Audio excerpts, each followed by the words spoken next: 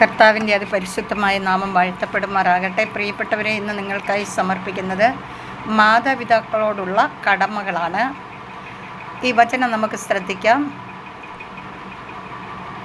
നിന്റെ ദൈവമായ കർത്താവ് തരുന്ന രാജ്യത്ത് നീ ദീർഘകാലം ജീവിച്ചിരിക്കേണ്ടതിന് നിന്റെ പിതാവിനെയും മാതാവിനെയും ബഹുമാനിക്കുക, കൊല്ലരുത്. പുറപ്പാട് 20:12-13 വാക്യം. പൂർണ്ണ ഹൃദയത്തോടെ പിതാവിനെ ബഹുമാനിക്കുക. നൊന്തുപറ്റ അമ്മയെ മറക്കരുത്. മാതാപിതാക്കന്മാരാണ് നിനക്ക് ജന്മം നൽകിയതെന്ന് ഓർക്കുക. നിനക്ക് അവരുടെ ദാനത്തിന് എന്ത് പ്രതിഫലം നൽകാൻ കഴിയും? പ്രഭാഷകൻ 7:27-28. അപ്പനെയോ അമ്മയോ പ്രാകുന്നവൻ്റെ വിളക്ക് കൂരിരുട്ടിൽ കെട്ടുപോകും. സുഭാഷിത 20:20. കുട്ടികളെ, കർത്താവിൽ നിങ്ങൾ മാതാപിതാക്കന്മാരെ അനുസരിക്കുവിൻ. അത് ന്യായയുക്തമാണ്. നിങ്ങൾക്ക് നന്മ കൈവരുന്നതിനും ഭൂമിയിൽ ദീർഘകാലം ജീവിക്കുന്നതിനും വേണ്ടിയാണ് മാതാവിനെയും പിതാവിനെയും ബഹുമാനിക്കുക. വാഗ്ദത്തത്തോടു കൂടിയ ആദ്യത്തെ കൽപ്പന ഇതത്രേ. എഫെസസ് 6:1-3 വരെയുള്ള വാക്യം.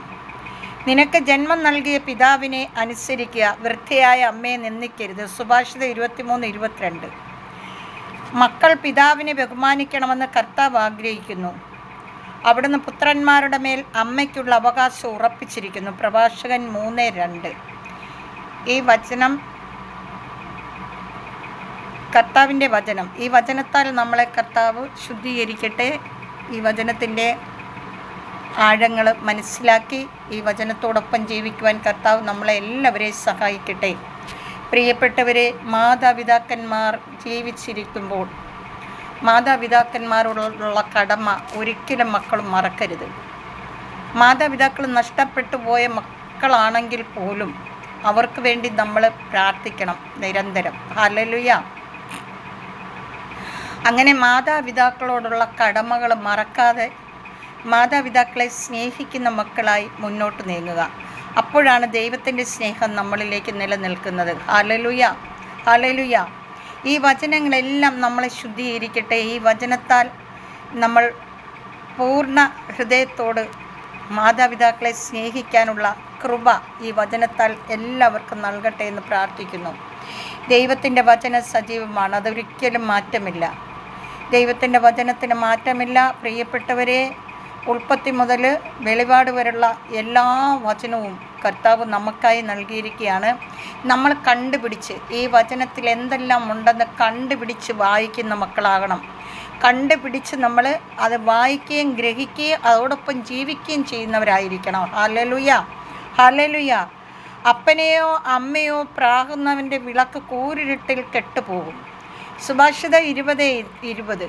ഇത് ഒരുപാട് സ്ഥലങ്ങളിൽ കണ്ടുവരുന്ന കാര്യങ്ങളാണ്. മാതാപിതാക്കളെ നോക്കാതെയും അവരെ അനാഥാലയങ്ങളിലൊക്കെ കൊണ്ടിടുന്ന ഓരോ കുടുംബങ്ങൾക്കും വരുന്ന ആപത്തുകളും അനർത്ഥങ്ങളും ഒക്കെ നമ്മൾ കണ്ടുവരികയാണ്. പ്രിയപ്പെട്ടവരെ, നമ്മളുടെ മാതാപിതാക്കൾ നമ്മളെ വളർത്തിയെടുക്കുവാൻ എത്രത്തോളം പാടുപെട്ടെന്ന് നമ്മൾ ഓർക്കണം. അവരെത്രയോ സഹനങ്ങൾ സഹിച്ചാണ് നമ്മളെ ഇത്രത്തോളം വളർത്തിയെടുത്തത്. നമ്മൾ അവർക്ക് പകരം എന്ത് കൊടുക്കും? നമുക്കവർക്ക് വേണ്ടി കൊടുക്കാൻ പ്രാർത്ഥനകളാണ്. Hallelujah, hallelujah. നമ്മളിൽ നിന്ന് വേർപെട്ടു പോയ മാതാപിതാക്കൾക്ക് പ്രാർത്ഥന മാത്രമേ കൊടുക്കുവാൻ നമുക്ക് കഴിയുന്നുള്ളൂ. ഹല്ലേലൂയ. നന്മകൾ ചെയ്യുവാൻ പറ്റാതെ നമ്മുടെ മാതാപിതാക്കൾ നമ്മളെ വിട്ടുപോയെങ്കിൽ നമ്മുടെ മാതാപിതാക്കളെ ഓർത്ത് മനം നൊന്ത് അവർക്ക് വേണ്ടി പ്രാർത്ഥിക്കണം. ഹല്ലേലൂയ. അങ്ങനെ നമ്മൾ ദൈവത്തിൻ്റെ മക്കളായി മാറണം. ദൈവം തിരഞ്ഞെടുത്ത മക്കളായി, ദൈവത്തിൻ്റെ വചനം പാലിക്കുന്ന മക്കളായി മാറണം. പിതാവായ ദൈവമേ, എന്നോട് പ്രാർത്ഥന ചോദിച്ച് എൻ്റെ എല്ലാ പ്രിയപ്പെട്ടവരെയും അങ്ങയുടെ കരങ്ങളിൽ സമർപ്പിക്കുന്നു. കർത്താവെ, അവർക്ക് ആവശ്യത്തിന് എല്ലാ നന്മകളും കൊണ്ട് നിറയ്ക്കണമേ. ജോലിയില്ലാതെ ഭാരപ്പെടുന്ന മക്കൾ, രോഗികളായിരിക്കുന്ന മക്കൾ, സ്വന്തമായി ഭൂമിയും ഭവനവും ഇല്ലാത്ത മക്കൾ, അവരെല്ലാം കർത്താവെ അങ്ങയുടെ കരങ്ങളിൽ സമർപ്പിക്കുന്നു. മക്കളില്ലാത്ത ദമ്പതികളെ സമർപ്പിക്കുന്നു. കർത്താവെ, ഇന്ന് പല കാരണത്താൽ മക്കൾ ജനിക്കാതെ പോകുന്നു. മരുന്നുകളേറെ കഴിച്ചു, അവർക്ക് മക്കളില്ല. എൻ്റെ അപ്പ അങ്ങ് വിചാരിച്ചെങ്കിൽ മാത്രമേ കർത്താവെ കുഞ്ഞുങ്ങൾ കിട്ടുകയുള്ളൂ. ഉദരബലം ദൈവത്തിൻ്റെ ദാനമാണ്, അതൊരു സമ്മാനമാണ്, ഒരു താലന്താണ്. കർത്താവെ, അങ്ങ് ഉദരബലം നൽകി അനുഗ്രഹിക്കണമേ എന്ന് പ്രാർത്ഥിക്കുന്നു. അതോടൊപ്പം പ്രാർത്ഥന ചോദിച്ചിട്ടുള്ള എല്ലാ മക്കളെയും സമർപ്പിച്ച് പ്രാർത്ഥിക്കുന്നു. അവരെല്ലാം സഹായിക്കണമേ, അനുഗ്രഹിക്കണമേ. ആവശ്യങ്ങൾക്ക് ദൈവമേ, അങ്ങ് മതിയായവനാണല്ലോ. അങ്ങ് നിറഞ്ഞു നിൽക്കണമേ, അവരുടെ ആവശ്യങ്ങളെ നടത്തി കൊടുക്കണമേ. പിതാവായ ദൈവത്തിൻ്റെ വാത്സല്യക്കര എൻ്റെ എല്ലാ പ്രിയപ്പെട്ടവരുടെയും കൂടി ഇരിക്കട്ടെ എന്ന് പ്രാർത്ഥിക്കുന്നു. പിതാവായ ദൈവത്തിൻ്റെ സ്നേഹവും പുത്രനായ ദൈവത്തിൻ്റെ കരുണയും പരിശുദ്ധാത്മാവിൻ്റെ അഭിഷേകവും ഈ വചനം കേൾക്കുന്ന എല്ലാവരുടെയും മേലിരിക്കുമാറാകട്ടെ എന്ന് പ്രാർത്ഥിക്കുന്നു. നിത്യം പിതാവും പുത്രനും പരിശുദ്ധാത്മാവുമായ സർവീശ്വര എന്നേക്കും ആമേൻ.